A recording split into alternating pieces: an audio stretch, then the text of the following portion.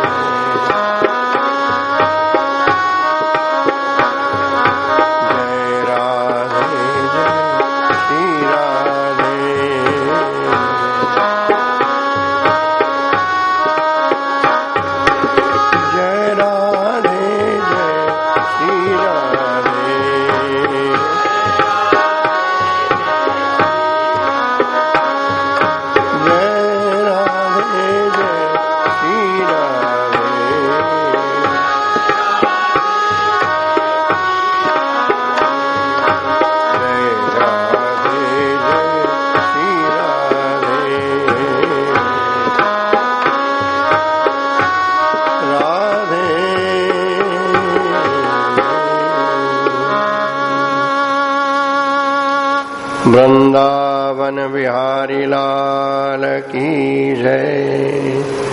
परम पूज्य बाबूजी की जय। परम पूज्या मैया की जय।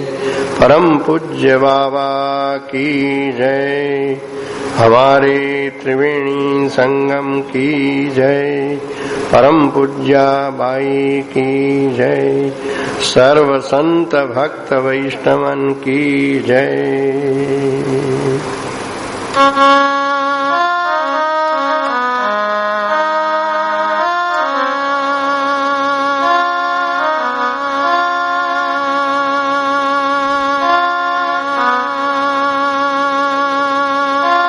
ललिताम्बा मयीं ध्येयाम् रामदत्ता पदाभिधाम् आत्मस्वरूपिणीं स्वाध्वीं वन्देऽहं धर्ममातरम्। कृष्ण स्वरूपिणी वंदे हनुमत गुप्त संततिं नित्यां धर्म स्वस्वादं वै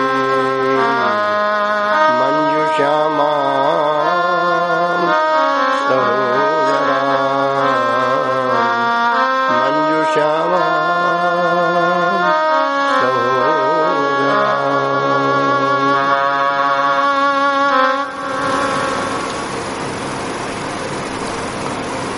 हमारी इस त्रिवेणी संगम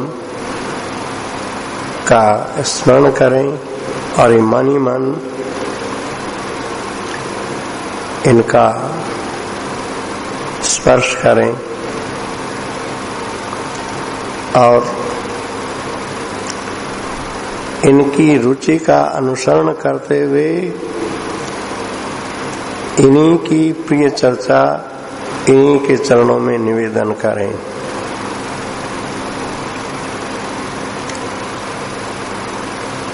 प्रेमन बाड़ी नीपजे प्रेमन हाट बिकाय राजा प्रजा जही रुचे शीस दे ले जाए। ये प्रेम का पथ ही ऐसा है। बातन प्रीति न होई सखीरी ये अपने जी में निर्धारो। सूर श्याम ये प्रीति कठिन है शीश दिए बिना होई न गुजारो। जिनकी चर्चा कर रहे हैं महाभावमयी श्री राधा की, रसराज श्री कृष्ण की, ये दोनों प्रेम के जहाज अब तक जाने कितनों को अपने इस भावमय रसमय जहाज में बैठा करके आनंद हिलोरों में उनको आनंदित कर रहे हैं। आज भी जो भावुक इनके खेल में सम्मिलित होना चाहता है केवल चाह भर ले, उस चाह को पूर्ण करना इनका काम है।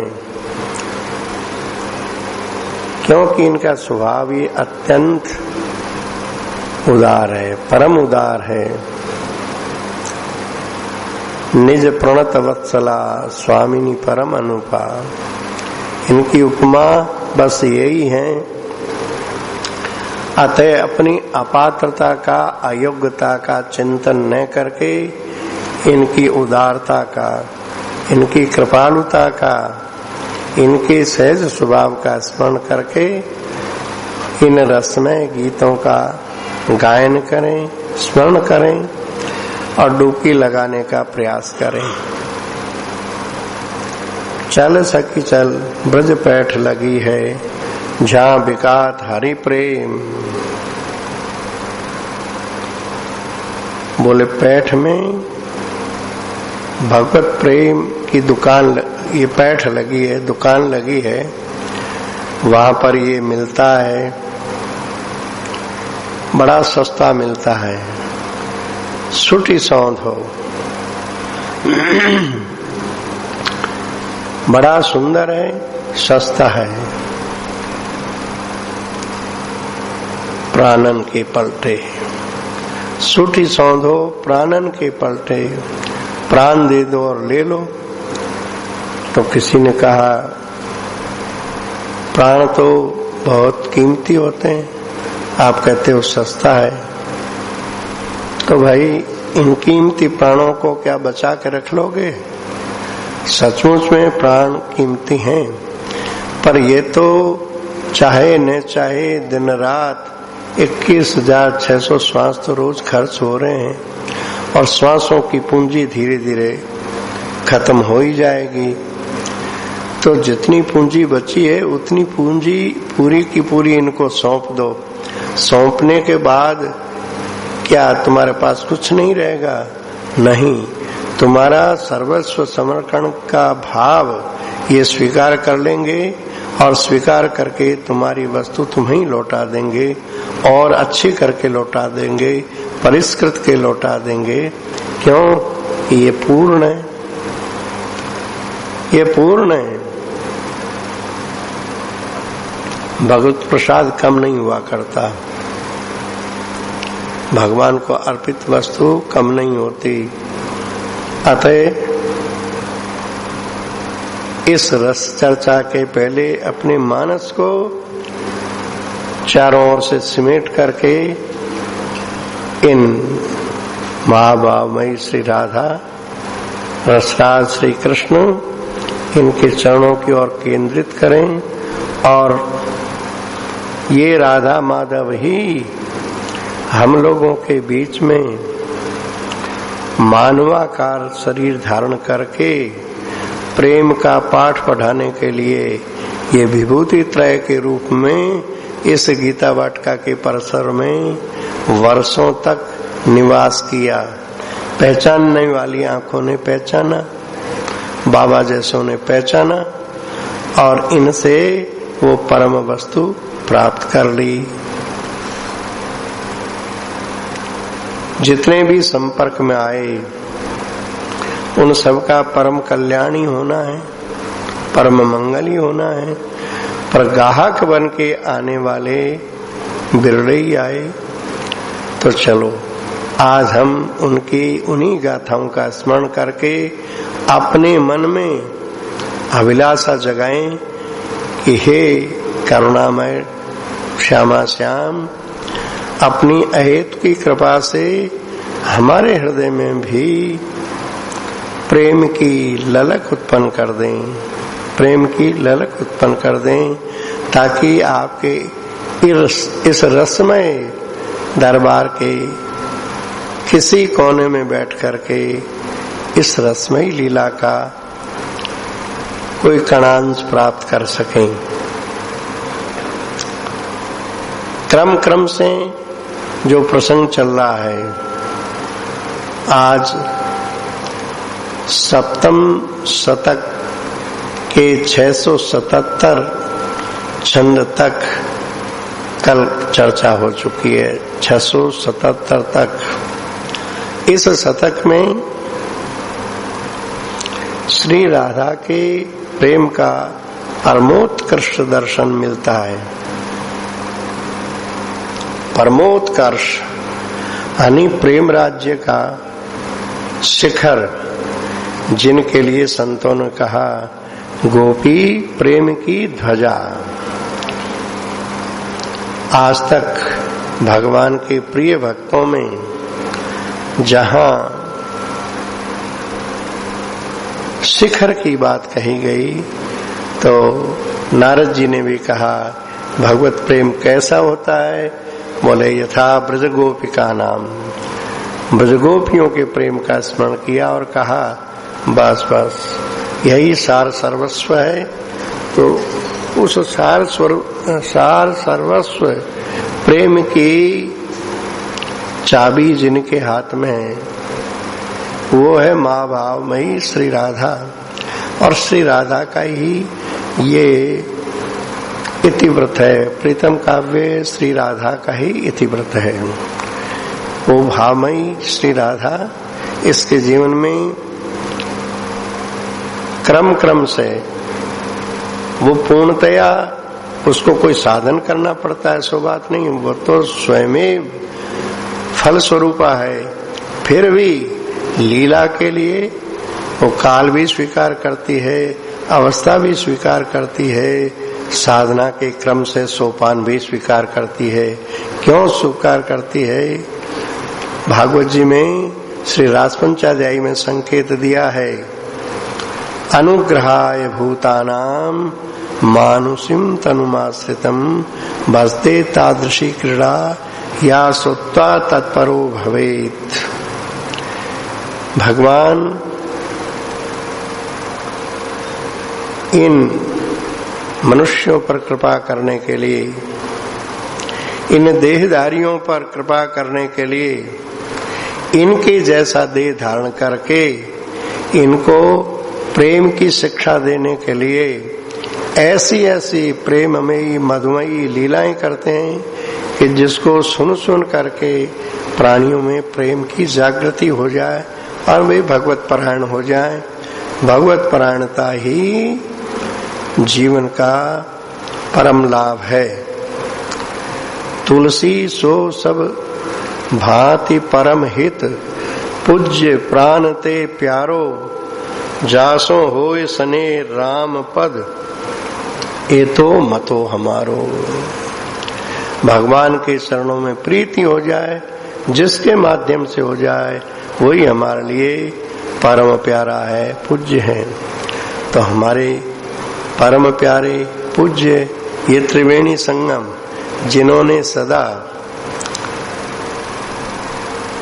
जाने कितने लोगों के हृदय में भगवान श्री राधा माधव की प्रीति जगा दी, जिन चरणों की मंगलकारी कृपा अहेतुक के द्वारा राधा माधव लीला की शुभ हुई प्रवाहित रसधारा। इस रसधारा को बहाने वाले ये त्रिवेणी संगम बहा दिए तो क्या अब नहीं बहा रहे हैं, आज भी बहा रहे हैं। अंतर इतना ही है कि प्रत्यक्ष रूप से जब सामने थे तो उनसे संपर्क करना बहुत सहज था। आज भाव साम्य करके उनकी कृपा का लाभ उठाया जा सकता है। तो भाव साम्य करने के लिए ही ये सारी चर्चाएं हुआ करती है कि उनका मानस जिन लीलाओं में निरंतर डूबा रहता था, नित्य लीला लीन जिसमें रहते थे, वे लीलाएं क्या है उसी का स्मरण कर रहे हैं। तो आज के प्रसंग में श्री राधा की एक ऐसी भावमयी झांकी है सामने। भगवती योग माया ने श्री राधा के मानस पटल से प्रियतम श्याम सुंदर के नित्य संबंध की स्मृति को विस्मृत करा दिया। इतना ही नहीं, उनको एक अनुभूत जिसकी कभी कल्पना नहीं की, ऐसे किसी विवाहिक कृत्य का अनुभव होने लगा और उससे वो अत्यंत व्यथित हो गई। उस अप्रिय परिस्थिति से त्राण पाने के लिए प्राण व्याकुल उठे।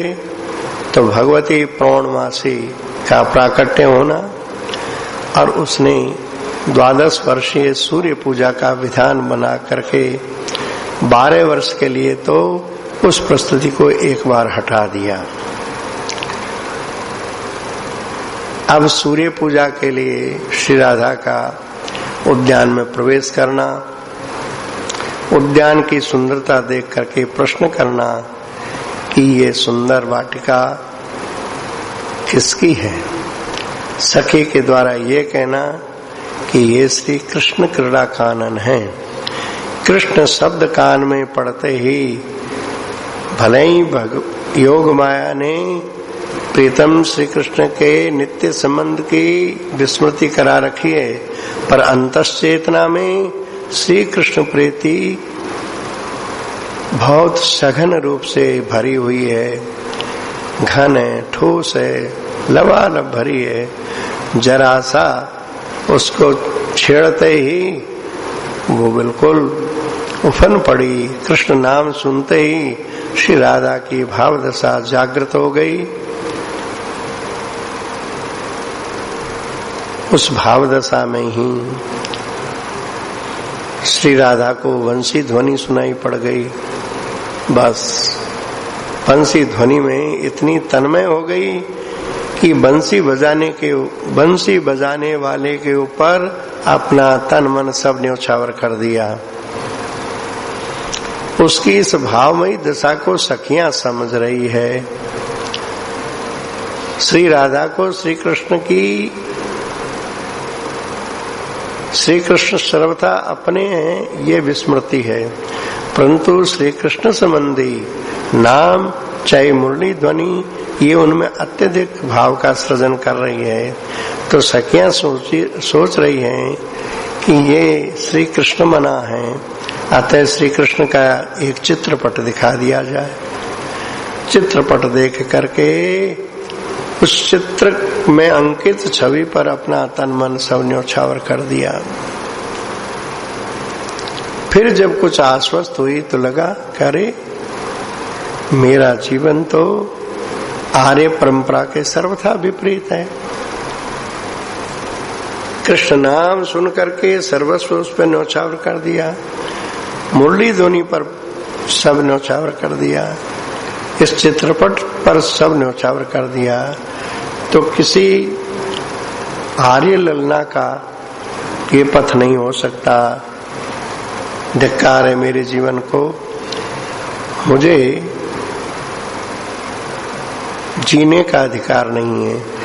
मैं ब्रह्मवान पुत्री कहलाती हूँ, जिस कुल में सदा आर्य मर्यादाओं का पालन हुआ है। अत्यंत खिन्न हो गई, इतनी खिन्न हो गई कि 2 दिनों के अंदर ही उसमें उन्माद रोग के लक्षण परिव्याप्त हो गए। सहस्री ने बहुत प्रेम पूर्वक सहला सहला करके जब पूछा तब उसने ये कारण बताया कि बता, मैं तुम्हारे द्वारा आदर पाने योग्य हूं क्या? उसकी ये व्यथा सुन करके सखी ने कहा, बहन राधे तू इतनी भोली है ये हम नहीं जानते थे। अरे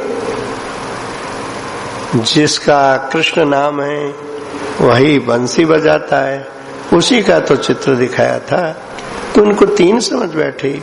ओह, सखी के इस वाक्य का श्री राधा पर ऐसा असर होता है कि मानो किसी धधकती ज्वाला पर मेघ शीतल जल की वर्षा कर दे। बस इतना सुख मिला कि वो कुछ पलों के लिए सखी की गोद में लुढ़क पड़ी।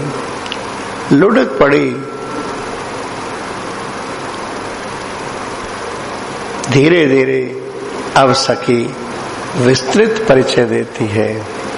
कृष्ण कौन है, वे कब बंसी बजाते हैं, और चित्रा ने ही उनका सुंदर चित्रांकन किया। ये सारा विवरण सुनाया। सुन करके अब बाला के अंदर श्री कृष्ण प्राप्ति की प्रबल इच्छा जागृत हो गई कि जब ऐसी बात है तो अब देरी क्यों। अब सखी कोई ऐसा उपाय कर कि जिससे शीघ्र ही मुझे मेरे अभिष्ट की प्राप्ति हो जाए। अब मैं उस नील घन सुंदर के बिना एक क्षण भी जीवित रहना नहीं चाहती। सखी ने कहा, बहन थोड़ा धैर्य रख, मैं प्रयास करूंगी। सहचरी अवसर देख करके उस बालक के पास जाती है, क्योंकि उस बालक का तो नित्य प्रति का कार्य है ना गोचारण। तो सखी जाती है और जाकर के बाला की भाव दशा का वर्णन करती है। हे प्यारे श्याम सुंदर, वो बहुत प्रेममयी है, तुमसे बहुत प्रेम करती है। उसका हृदय भी परम सुंदर है और वो देखने में भी परम सुंदरा है। तुम्हारे सर्वथा योग्य है, तुम एक बार उससे मिलो तो सही। अब इतनी बात सुन करके भी अब इनका खेल देखिए। राधा प्रेम में नक्सिक डूबे हुए हैं, पर प्रीति की रीत बड़ी निराली है, बड़ी निराली है। प्रेम में जितनी ही अधिक तड़फन व्याकुलता होती है, और वो तड़फन व्याकुलता जब पराकाष्ठा पर पहुंच जाती है, तब मिलन का जो सुख होता है वो सर्वथा सर्वांश में अद्भुत होता है। तो ये रसराज श्री कृष्ण अपनी गोट को पकाना जानते हैं।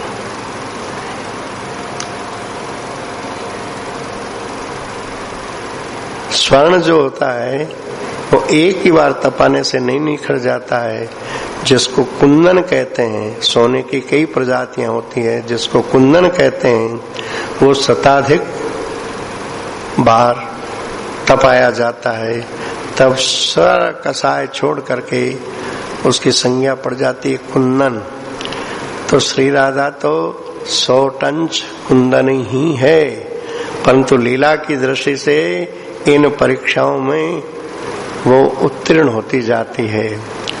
सखी ने इतना परिचय देने के बाद भी ये बालक कहता है, सखी जैसा तू बताती है वैसी वो अवश्य होगी, पर मैं मिलके क्या करूंगा?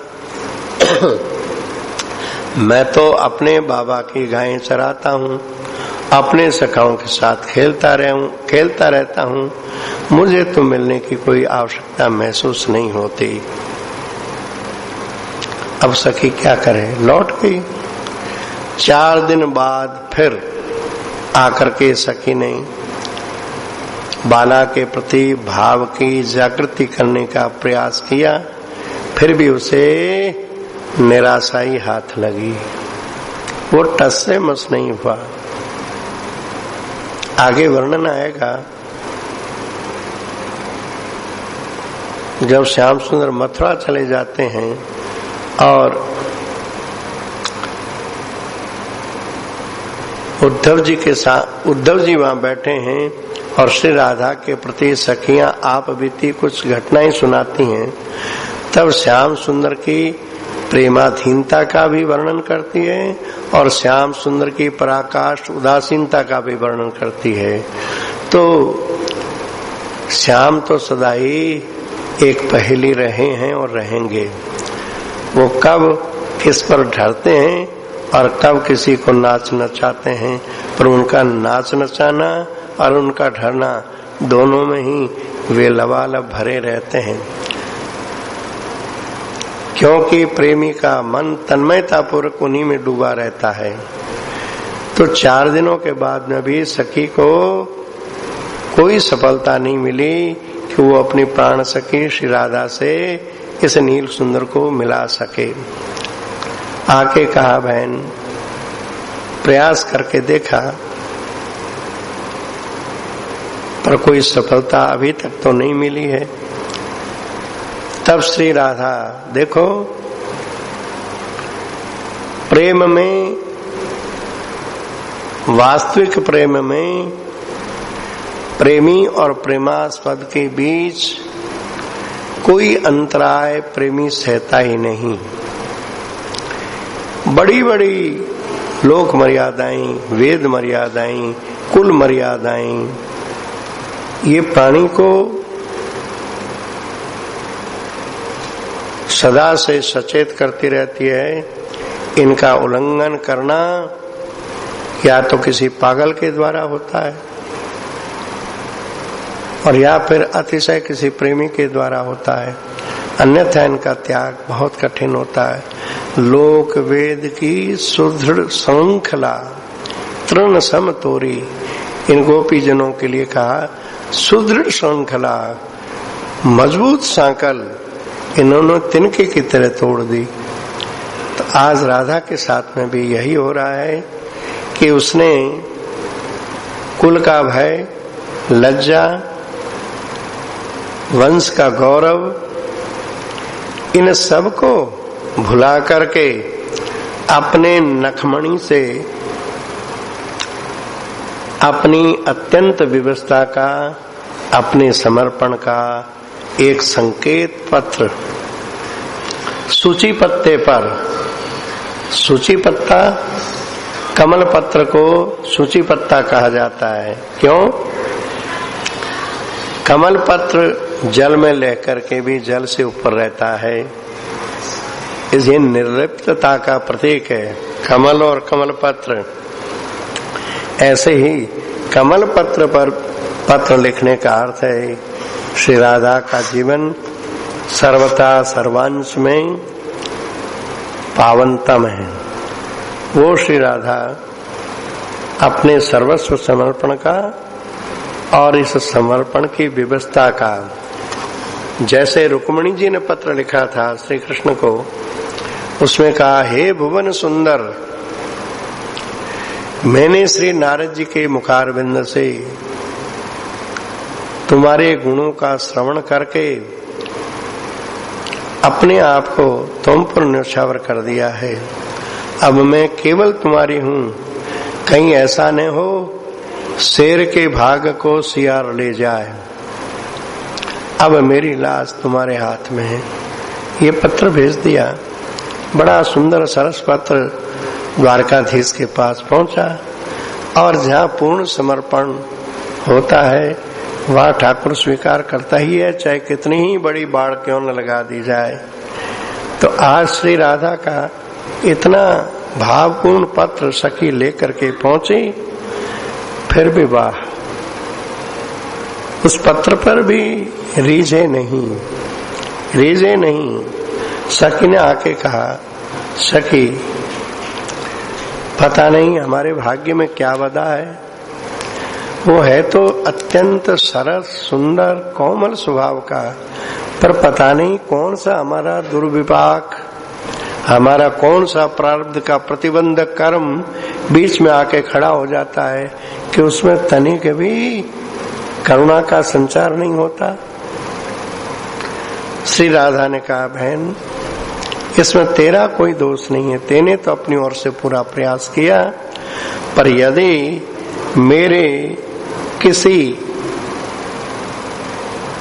दुर्भाग्य से इस जन्म में प्राणनाथ से मिलना नहीं हो पाएगा तो कोई बात नहीं, मेरे हजारों लाखों जन्म होते रहे, मैं इस टेक को नहीं छोड़ूंगी। कभी तो विधाता दया करेगा, कभी तो दया करेगा। ये निश्चय किया।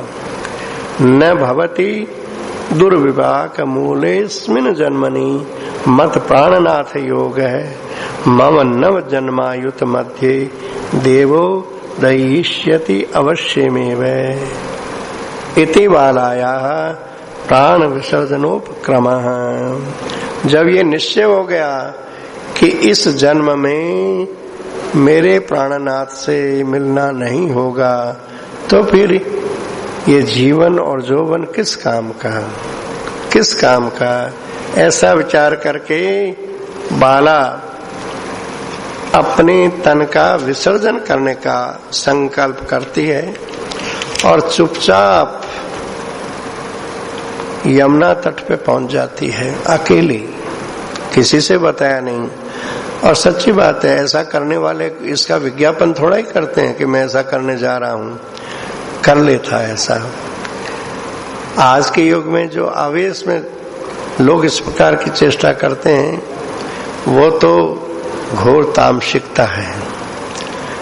पर जहाँ प्रेम की प्रज्वलित अग्नि में आत्माहुति दी जाती है, सोच समझ के दी जाती है, तत्सुख सुखित्व भाव से दी जाती है, जहाँ स्वसुख की कहीं गंधलेस भी न हो, ऐसा प्रेम यदि कहीं जगत में भी प्रकट हो जाए तो उस जगत के उस प्रेम के भोक्ता भगवान प्रकट हो जाएंगे। प्राय संसार में इस प्रकार का निष्काम प्रेम जागृत नहीं होता, पर यदि कहीं हो जाए तो वहां भगवान को प्रकट होना पड़ेगा। पूज्य बाबा कई किस्से सुनाया करते थे प्रेमियों के जीवन के, उसमें लैला मजनू की भी कथा सुनाते थे। वे कहते हैं लैला मजनू की कथा लोग जो है एक विनोद में, एक हल्के स्तर की बात समझ करके कहने लगते हैं, परंतु इन दोनों में ईश्वरीय प्रेम की जागृति हुई थी। घटनाक्रम बताता है कि ईश्वरीय प्रेम कैसा होता है। मजनू नाम का व्यक्ति लैला के प्रति इतना अधिक आकृष्ट हो गया कि वो लैला के नाम पर फिदा है, उसको अपने तन बदन का होश नहीं है। खाने पीने का होश नहीं है, पागल की तरह घूमता रहता है।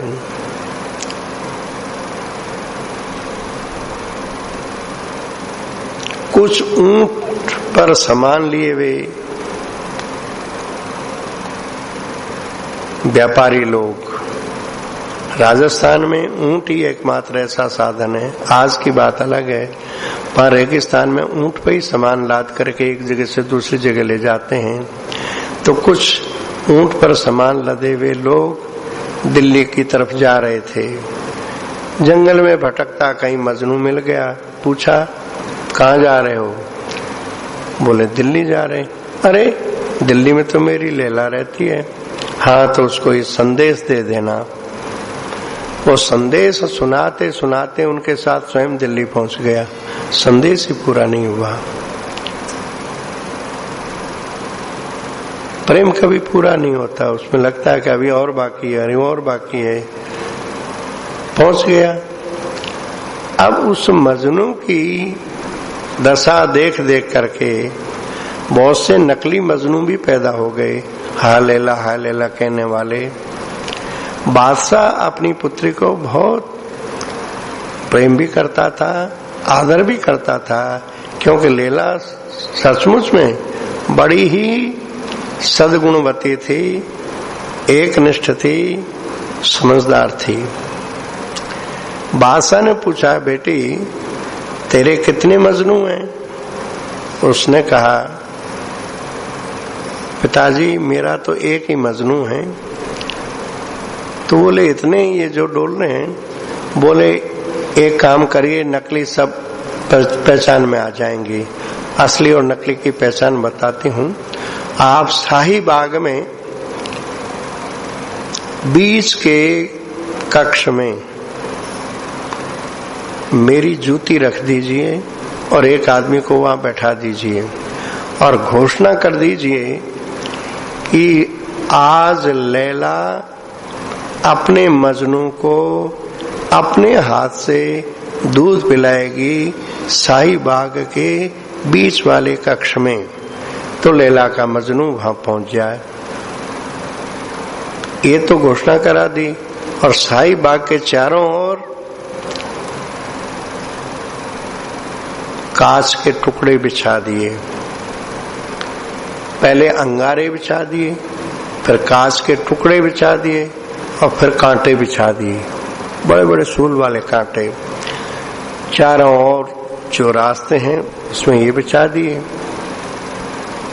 प्रवेश द्वार पर कोई जाएगा तो कैसे भीतर प्रवेश करेगा?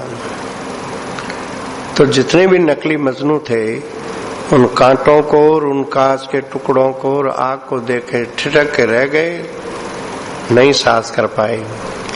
पर जो सचमुच में मजनू था उसको न कांटे दिखे, न कांच के टुकड़े दिखे, न अंगारे दिखे। वो उन पर, क्योंकि उसको तन बदन का होश हो तब ना। वो गया तो वहां लैला नहीं मिली, लैला की जूती थी और उससे कह दिया कि मजनू आने पर इसी जूती को उसके 3-4 चप्पत लगा देना। गया तो लैला की जूती से उसको 3-4 चप्पत लगाए तो वो इतना प्रसन्न हुआ कि चलो आज लैला की जूती तो मिली। जरा भी उसके मन में ये नहीं आया कि तो मेरे साथ सरासरी धोखा हुआ, क्योंकि प्रेमी कभी अपने प्रेमास्पद में दोष देखता ही नहीं। ये सच्चे प्रेम का नमूना है। चढ़तन चातक चित कबहू प्रिय पयोधि के दोष, चाहे बादल ओले वर्षा करके उसकी चौंच तोड़ दे, पर मरते दम तक चातक मेघ को देख करके प्रसन्न होता है। प्यू कहाँ पुकारता है। वहां से जैसे आया था वैसे ही चला गया। ऐसे ये एक घटना सुनाई, उसके जीवन में अनेकों ऐसी घटनाएं। आखिर शरीर का धर्म है कि ये नित्य टिकने वाला तो है नहीं। एक दिन लैला ने सुना कि मजनू मर गया है, उसको कब्र में सुला दिया है। आज लैला ने अपने पिता से कहा कि मैं लैला की मजार पर जाऊंगी, तो उसने अपना पूरा श्रृंगार किया। जैसे दुल्हन सजती है ऐसे पूरा श्रृंगार किया, और बादशाह ने वहां तक जाने के लिए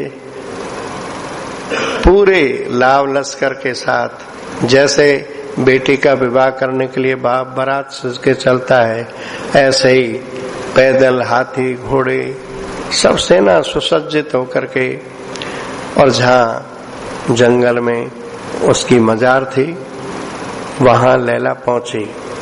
पहुंच करके उसने कहे, हे परवरदिगार, यदि मैंने सच्चे मन से मजनू को चाहा है तो मजनू मुझे मिले। उसके इतने कहते ही वो मजार फटी। स्वस्थ मजनू, सुंदर मजनू, पागल मजनू जो लोगों को दिखता ना, बिल्कुल बेहाल ऐसा नहीं, एकदम सुंदर मजनू निकला। लैला और मजनू एक दूसरे के गले मिले और उसी मजार में दोनों समा गए। बाप छाती पीटता ही रह गया, जमीन बराबर हो गई। ये किस्सा बाबा सुनाते थे। बोले, क्या प्रकृति के धरातल पर ऐसा होता है? नहीं होता। वास्तविक प्रीति जहाँ जगती है वह वो प्रेम के साकार विग्रह रसमूर्ति भगवान श्यामा स्वामी उनके तन मन में सर्वथा भर जाते हैं और आश्चर्यजनक घटना घटित हो जाती है। बाबा अनेकों ऐसी घटनाएं सुनाया करते थे। यहाँ प्रसंग बदल जाएगा। ये जो वाटिका के पत्र पुष्प यहाँ से प्रकाशित हैं, इनमें कई ऐसी घटनाएं हैं जो इस प्राकृत धरातल पर दिव्य प्रेम की घटनाएं घटित हुई है और सबको आश्चर्य में डाल दिया उन घटनाओं ने। कहने का अर्थ है, जहाँ निज सुख वांछा विहीन तत्सुख सुखित्व भाव की भावना से ओतप्रोत हृदय का प्रेम जागृत होता है, उस प्रेम के भोक्ता जीव नहीं हो सकता। उस प्रेम के भोक्ता भगवान होते हैं। जीव सत्ता वह भगवत सत्ता में तदाकार हो करके, और वहां प्रेमी और प्रेमास्पद का मिलन बिल्कुल अलौकिक ढंग का हो जाता है। ठीक यही बात आज के प्रसंग में है कि जब बाला को ये हुआ कि मेरे किसी दुर्भाग्य से इस जन्म में मेरे प्राणनाथ से मेरा मिलना संभव नहीं हो रहा है, तो फिर इस तन को ढोने से क्या लाभ? ये तन तो उनकी सामग्री है, उनकी वस्तु है, और वो इसे ग्रहण नहीं कर रहे हैं। ये वो निष्ठुर नहीं है, वो तो परम कृपालु हैं, स्नेह मूर्ति हैं। परंतु मेरा ही कोई दुर्भाग्य आड़े आ रहा है, तो ठीक है, मैं इस तन का परित्याग करके एक नया जन्म धारण कर लूंगी और फिर घोर तप करूंगी, फिर उस तन को त्याग करके फिर नया तन धारण करूंगी, फिर तप करूंगी। जैसे पार्वती जी से सप्तऋषियों ने कहा, अब भा झूठ तुम्हारपन जा रहे हूं काम महेश। तुम शंकर जी से विवाह करना चाह रही थी, शंकर जी ने तो कामदेव को ही जला दिया, अब क्या विवाह करेगी? तो पार्वती जी हंसी सप्तऋषियों की इस बात पर। उन्होंने कहा, ऋषिवर्य, आप लोगों की दृष्टि में अब तक महादेव जी सकाम थे, स्वीकार थे, और मेरी दृष्टि में तो वो सदाई अनवद्य योगी रहे हैं। ऐसा ही जान करके हमने यदि शंकर जी का वर्ण किया है तो हमारी सदाभिलाषा अवश्य पूरी हो गई। आज नहीं तो 100 जन्मों में से 100 जन्म ही नहीं, जन्म कोटि लगी रगर हमारी, बरऊं शंभु नत रहूं कुमारी। ऐसा दृढ़ निश्चय सुन करके वे सप्तऋषि प्रसन्न हो गए, जय जयकार कर उठे। निष्ठा ऐसी वस्तु होती है, वो दाएं बाएं नहीं ताकती। और भगवान का स्वभाव है, एक बान करुणा निधान की, सो प्रिय जाके गति न आन की। एक अन्य जगह भी रामायण जी में लिखा है, रीजत राम स्नेह निशोते। जैसे कुआं खोदते हैं ना, तो उसमें जल के स्रोत कई जगह से यदि थोड़े थोड़े आ रहे हैं, तो जानकार लोग कहते हैं कि यहाँ ज्यादा पानी नहीं है। और किसी जगह एक ही सोता आता है बड़ा तेजी से, तो कहते हैं यहाँ अगाध पानी है, यहाँ कुआं बनाओ। कुएं के विषय में ऐसे लोग हमने देखे हैं जो बिना किसी यंत्र के जमीन पे चल करके बता देते हैं इस जगह पानी है, खरा है कि मीठा, ये भी बता देते हैं। अभी जीवित हैं वे लोग जो ऐसे बता रहे हैं, हमने देखे हैं। खैर, यहाँ बात इस बात को कही जा रही है, निष्ठा कैसी होती है। तो जब बाला ने ये निर्णय कर लिया कि अब शरीर नहीं रखना है, तो चुपचाप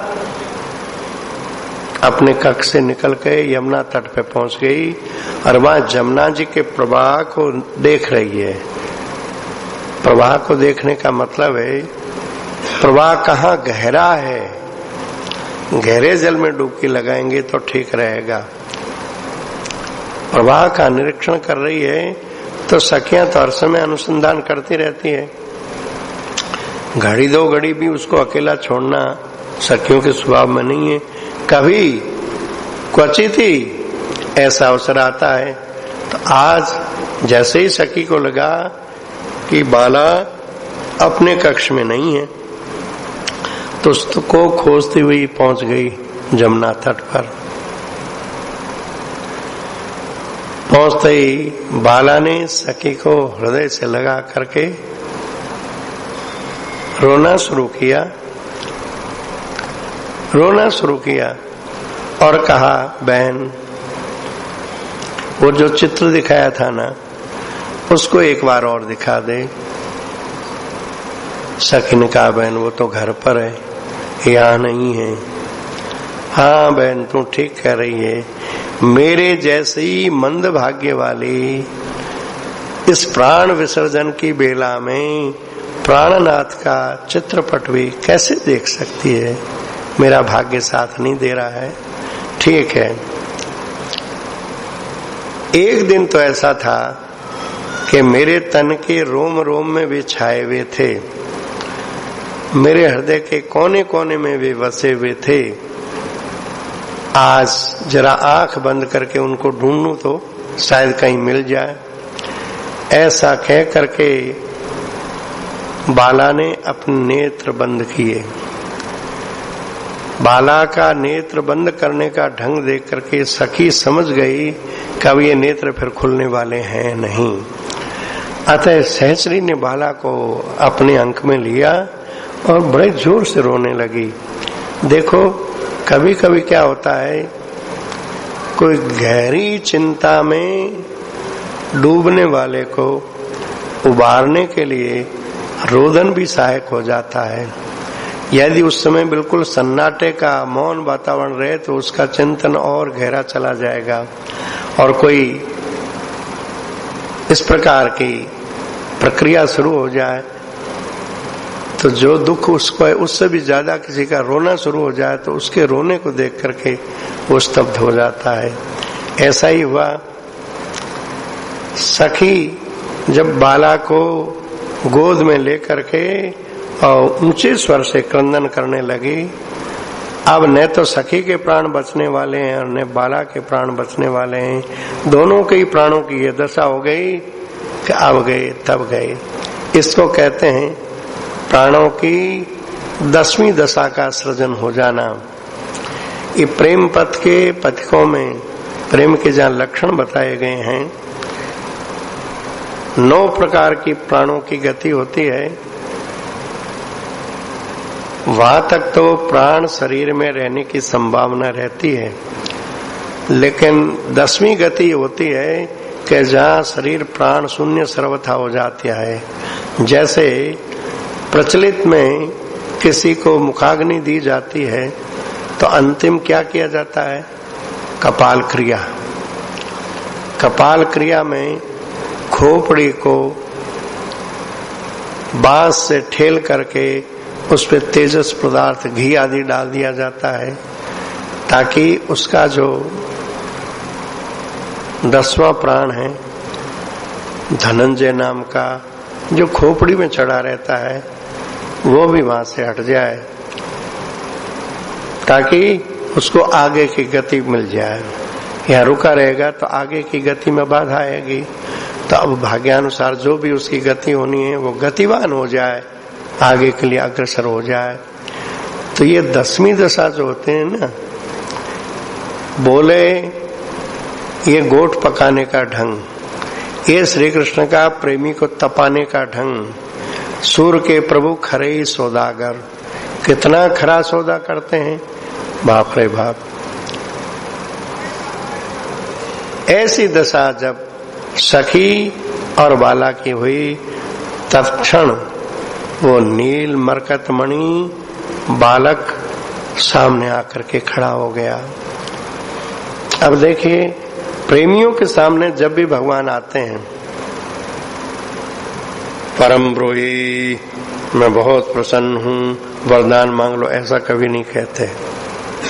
ये सकामी लोगों के सामने तो ब्रह्मा जी, विष्णु भगवान या शंकर जी जब भी आते हैं, उठो बस तुम्हारा तप पूर्ण हो गया, बोलो क्या चाहते हो, इस प्रकार की भाषा में उसको आश्वस्त करते हैं। पर प्रेमियों के सामने जब भगवान आते हैं तो अपराधी से हाथ जोड़ करके क्षमा करना, आने में विलम्ब हो गया, इस तरह की दैन्यपूर्ण भाषा। और यहाँ तो महाराज भाषा की क्या बात चले, यहाँ तो वो बालक आया, आंखों में आंसू बरसाता हुआ सामने खड़ा है। तत्क्षणमेव तस्य महामर्कत दुते बालकस्य तत्रागमनम। बालक आया, बाला तो आंख बंद किए हुए हैं, सखी जोर जोर से हिला हिला के कहती हैं, अरे बहन आंख खोल, देख सामने कौन खड़ा है, देख। झक चोरने से आंखें खोली तो सामने नील सुंदर श्री कृष्ण खड़े हैं। अब देखिए, होना तो ये चाहिए कि इतनी तड़फा के मिले तो उठ करके मिले उनसे, पर वाह, इस प्रेम जगत के नियम विचित्र हैं। उधर श्री कृष्ण आंखों से आंसू बहा रहे हैं, इधर श्री राधा भी प्रेमाधिक्य में अवश्य है, उठ सकना उसके बस की बात नहीं है। हृदय में अत्यधिक जब कोई आनंद का अनुभव होता है तो शरीर इतना शिथिल हो जाता है कि उसकी चेष्टाएं, उस शरीर के व्यापार सारे अपने आप बंद हो जाते हैं। हाँ, अंदर में वो क्या अनुभव कर रही है, इसका संकेत करते हैं कि जो नील पद्म रसना हो, फिर बंधन ने काल का हो प्रीतम, लेकर रसना तूलिका चित्र, लिखती मैं रह जाऊं प्रीतम। जो सुखद सखी को बाला को अनुभूति हुई उसका प्रीतम, आ जाने से उस बालक के तब भी न लिख सकूंगी प्रीतम। नील संख्या किसको कहते हैं? जैसे इकाई, दाई, सैकड़ा, हजार, 10,000, लाख, 10 लाख, करोड़, 10 करोड़ संख्या होती है ना, ऐसे ही 100 खरब की संख्या को नील कहते हैं। 100 खरब, अरब के बाद खरब, 100 खरब की संख्या को नील कहते हैं, और 100 नील की संख्या को पद्म कहते हैं। बोले इतनी जिह्वा हो, नील पद्म जितनी, नील पद्म, नील भी पीछे रह गया, पद्म, इतनी रसना हो और उस रसना की तूलिका से इस समय जो बालक और सखी को सुखानुभूति हुई है उसका यदि चित्रण किया जाए तो लिख नहीं सकेंगी, बता नहीं सकेगी। बस वो आनंद अनुभूति मात्र है। एक ऐसा कहा जा सकता है, आगे वर्णन भी आएगा, रसाद्वैत सिद्धांत परम पूज्य बाबूजी का। एक होता है अद्वैत सिद्धांत ज्ञानियों का, ब्रह्म सत्यम जगत मिथ्या ज्ञानियों का सिद्धांत होता है। प्रेमियों का भी एक सिद्धांत है कि जहां पर रसाद्वैत, रस में अद्वैत की स्थिति हो जाती है। क्या हो जाती है? अत्यधिक प्रेम की अवस्था में प्रेमी प्रेम परम प्रेमास्पद, ये तृप्ति समाप्त हो जाती है। ये तृप्ति समाप्त होकर के वहां केवल आनंद सत्ता ही रह जाती है। आनंद सत्ता का तो अनुभव होता है, बाकी मैं कौन हूं, कहाँ हूं, क्या करना है, सब विस्मृत हो जाता है। आज जिस प्रकार के आनंद हिलोरों की अनुभूति सखी और बाला को हो रही है, वाणी के बस की बात नहीं है कि उसको बताया जा सके।